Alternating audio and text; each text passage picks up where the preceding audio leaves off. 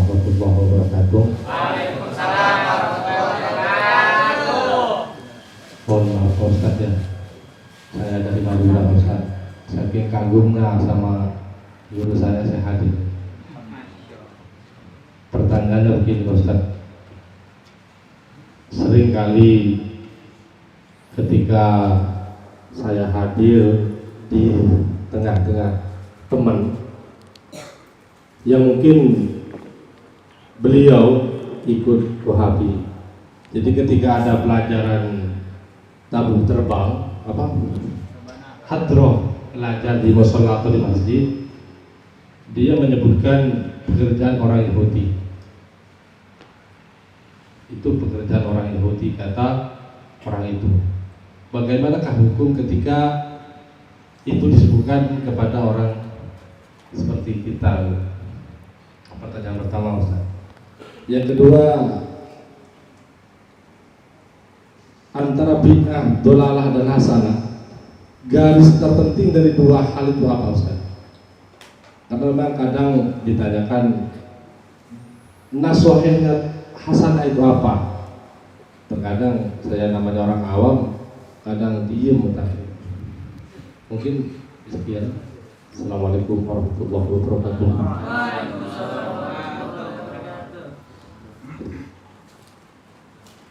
Makasih ya. Pertanyaan pertama, kalau di musola, di masjid ada maulid lalu ditabuh hadroh, itu hukumnya bagaimana? Gak apa-apa, gak apa-apa maulid. Cuma hadroh itu ada dua. Kalau hadroh yang kompang itu, tahu yang kompang? Hadroh yang lama itu gak ada khilaf di kalangan ulama. Kalau hadroh yang baru, yang seperti Habib Syekh itu sebagian alatnya diharamkan oleh sebagian ulama. Mungkin yang mengharamkan jumhur, tapi gak apa-apa kan ada yang menghalalkan. Kalau Wahabi bilang itu dari Yahudi, itu ngawur namanya, asal-asalan.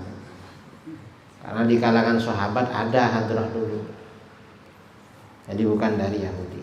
Ini pertanyaan pertama. Pertanyaan kedua soal apa tadi?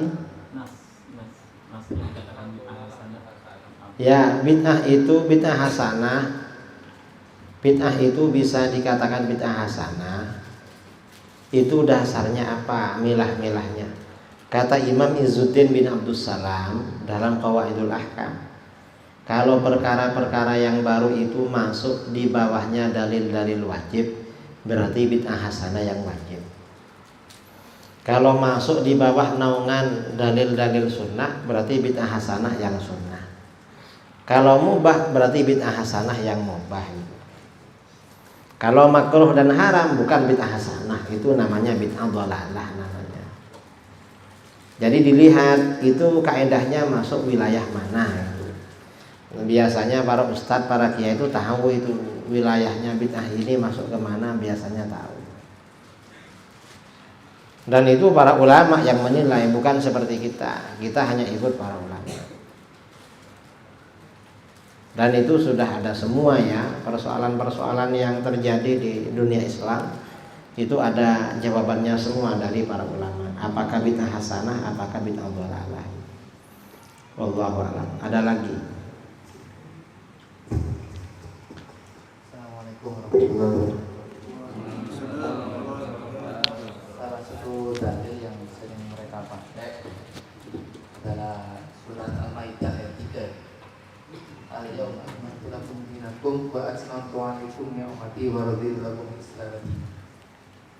Bagaimana kita mengatakan memahami mereka yang menganggap Islam itu sempurna, sudah tidak ada tambahan mereka. Karena dengan di suatu kesempatan telah menyatakan demikian dari mereka dua berarti Bulu Bid'atin sama Al-Yawma itu. Terus untuk nama Wahabi kan agak unik karena kan nama aslinya Muhammad bin Abdul Wahab. Maka akhirnya mereka menyangka bukan itu yang dimaksud tapi Wahabi terus. Nah itu bagaimana? Terima kasih. Terima kasih ya. Dua pertanyaan. Itu sebenarnya yang pertama, Wahabi menolak bid'ah hasanah sering menggunakan ayat 3 surat Al-Maidah. Itu syubhat namanya. Itu ada di buku ini halaman 48. Halaman 48 itu ada. Kalau Wahabi bilang begitu, ya jawabannya bagaimana? Jadi agama telah sempurna. Syubhat pertama kaum Wahabi adalah penolakan mereka terhadap bid'ah hasanah dengan alasan agama telah sempurna. Menurut mereka, Allah Subhanahu wa taala dalam Al-Qur'an berfirman, "Al-yauma akmaltu lakum dinakum wa atmamtu 'alaikum ni'mati wa raditu lakumul Islam dinan."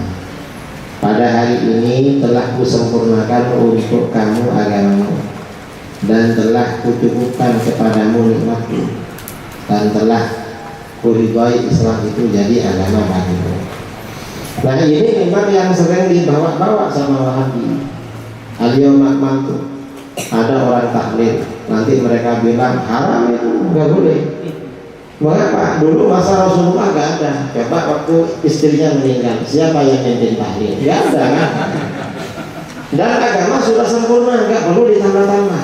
Kalau nggak percaya sempurna, dalilnya mana? Al-yauma akmaltu lakum. Nanti ada persoalan lagi maulid, nggak boleh maulid itu. Mengapa? Masa Rasulullah dulu nggak ada. Kalau memang ada, coba maulid masanya Rasulullah, Ustadz siapa yang diundang ceramah? Nggak ada kan? Dan agama sudah sempurna, nggak perlu ditambah-tambah. Kalau nggak percaya agama sempurna, hukumnya haram, sesat, kafir. Dalilnya al-yauma akmaltu lakum dinakum. Apa saja mereka pakai al-yauma akmaltu. Saya ceramah depan mereka disuruh. Saya bilang agama memang telah sempurna, cuma otak kamu yang belum sempurna. Mengapa? Di sini ya diterangkan yang dimaksud dengan kesempurnaan agama dalam ayat di atas adalah kesempurnaan dalil-dalil agama, baik secara tekstual maupun secara kontekstual istinbat. Dalil-dalil bid'ah hasanah bukanlah dalil yang berada di luar Al-Quran dan hadis, bahkan bersumber dari Al-Quran dan hadis sebagaimana telah diuraikan sebelumnya. Karena itu kaum Wahabi yang menolak bid'ah hasanah dalam beralasan ayat tersebut terjebak dalam gagal paham. Halaman 48 ada. Ini yang pertama. Yang kedua, Wahabi ini kan nisbat kepada Muhammad bin Abdul Wahab. Kalau nisbat kepada Muhammad bin Abdul Wahab ini orang Wahabi sering mengelak. Apa kata mereka? Bukan kami yang Wahabi. Wahabi itu pengikut Wahab bin Rustum dulu pada masa sahabat. Kalau jawaban kita bagaimana? Wahabi yang jadi Wahabi yang mengatakan mereka pengikut Wahabi Rustum. Jawaban kita itu pengalihan isu dari Wahabi. Padahal Wahabi yang memang Wahabi, pengikut Muhammad bin Abdul Wahab.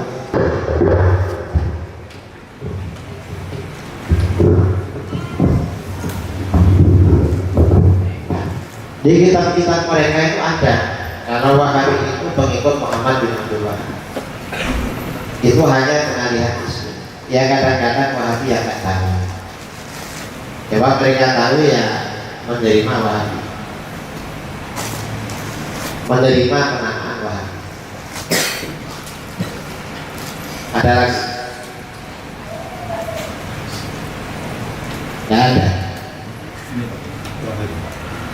Pertanyaan terakhir ya, karena saya agak ngantuk. Sudah. Pertanyaan Pak Kiai, apakah orang Wahabi berziarah juga seperti ahli sunnah? Wahabi itu anti ziarah kubur, karena Wahabi membid'ahkan ziarah kubur, melarang. Kalau kita ya ziarah kubur, mereka enggak. Wahabi gak pernah ziarah ke makamnya dirinya, gak pernah. Dulu ada tokoh Wahabi ya di Jogja meninggal. Lama-lama dapat beberapa tahun, almarhum mendapat penghargaan dari presiden sebagai pahlawan nasional. Begitu dicari kuburannya nggak ketemu. Mengapa? Karena nggak pernah dikunjungi kuburannya.